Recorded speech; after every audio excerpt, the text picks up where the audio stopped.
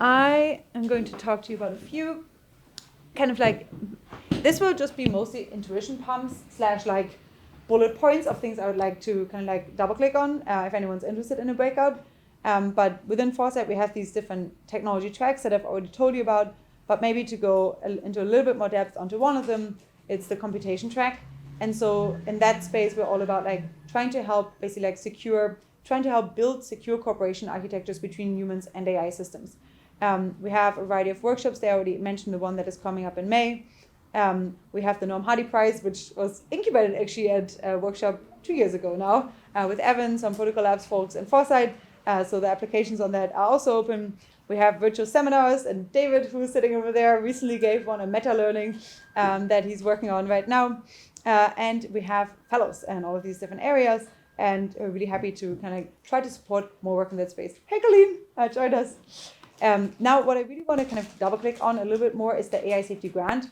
So in last August, we launched a grant program specifically focused on a few categories that we thought were like undervalued compared to the kind of amazing work that's happening in the AI safety field already.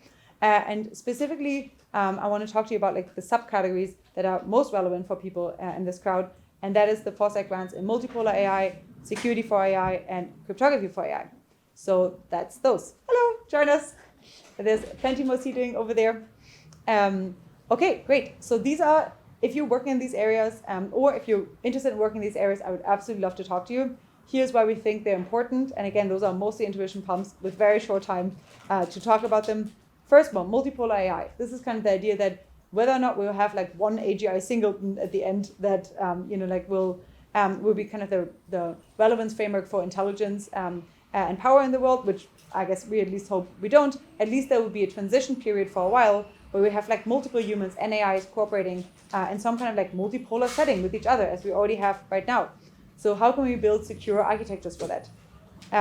This one is a paper from a lot of contributors from Anthropic that was published quite some time ago at this point, but who here knows constitutional AI, the Anthropic framework? Yeah, so it's basically like you have a constitution, you kind of like train an AI model on it, and then it uses that constitution to actually evaluate the output of other AI models. And that has been working pretty well for them, I think. There's now a few updated versions of that as well with the public constitution. But I think we can take this kind of analogy of a constitution further. Like we have these institutions that have developed over a long time to help humans cooperate. Like how can we actually create like these systems of like checks and balances across different humans and AI entities that can help us forward. And so we really want to encourage more work on that.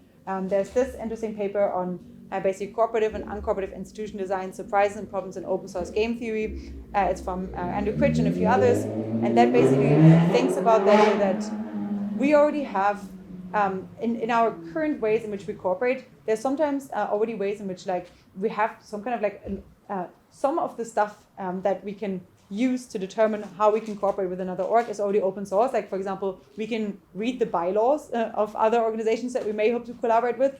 And with AI systems, that actually may change a lot. So we may be able to actually have access to some of the code that those AI systems are built on. So how does that impact the cooperative dynamics, right? Like, is it possible, for example, for AI systems reading each other's code to cooperate better, to maybe out-cooperate humans?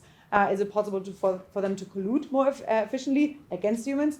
But basically, like thinking about the fact of like how do the different kind of like frameworks and different ways that AI systems are built, how does it impact the ways in which how does it impact the game theory of cooperating with them?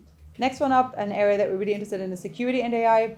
And here I think the idea is that we really can't have safe AI reliably without secure AI.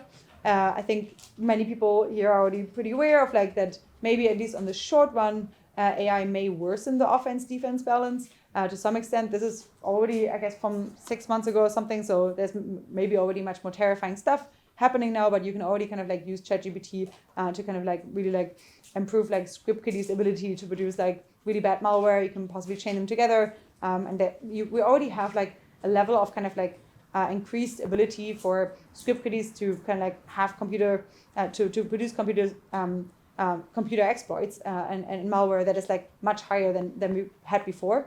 And that is only like script kiddies, right? But we also want to think about what does it mean for AI labs if nation states actors can buy zero-day exploits on like these dark web, like zero-day exploit markets, what if they are more functioning through AI systems? Like this would be like I think a situation that may not be sustainable for the kind of current computer security infrastructure that many AI labs can can rely on right now. So we need to kind of like really upgrade our level of security here.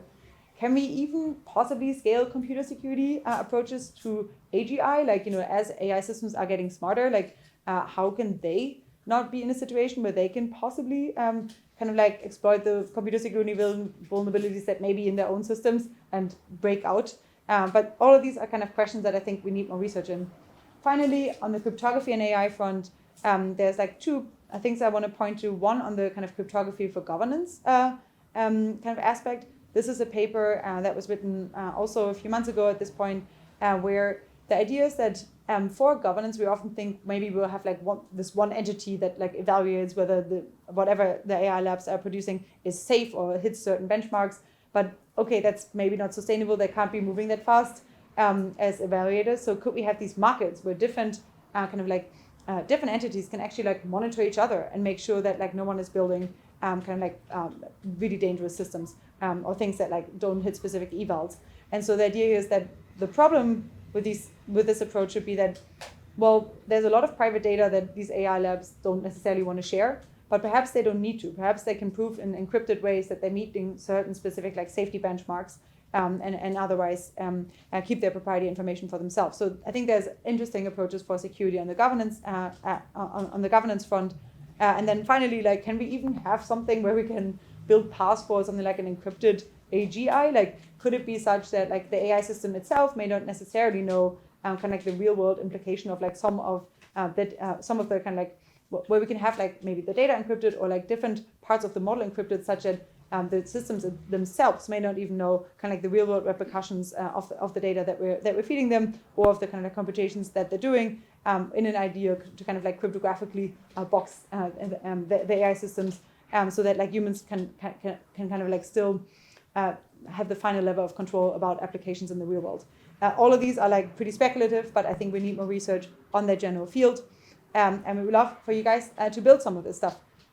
We wrote a book on some of these approaches called Game in the Future. I'm happy to discuss that more. And we have this longer workshop in May that is happening in San Francisco. The final thing I want to point out to you is something that is currently very, very much in progress still. And so we are not going to launch it until, I think, for another month or so. But we have been building these tech trees to basically map our different spaces of interest. And this is the one for cryptography, security, and AI. So the idea is that like, if kind of like the final goal is something like we want to have a system in which we can intelligently cooperate securely, we have these different sub-goals that we need to kind of like hit for that, such as computer security techniques for AI, cryptographic methods for improving cooperation across AI systems. Then there's different technologies that we need to make progress on to make those happen. And then there's the orange ones are different challenges that like people really should go out and like making more progress on. All of these are kind of clickable. Again, this is very much still work in progress, but like it tells you roughly why this node is important in the kind of tech tree for secure AI. It lists a few different projects and a few companies out there. And you can also ask AI systems, for example, to tell you more about this node, to walk you through the tech tree, to tell you why it's so relevant for AI safety, and lots of other things. So it's kind of like creating this little like young ladies illustrated primer to kind of like help onboard more people to the space and help encourage more research in it.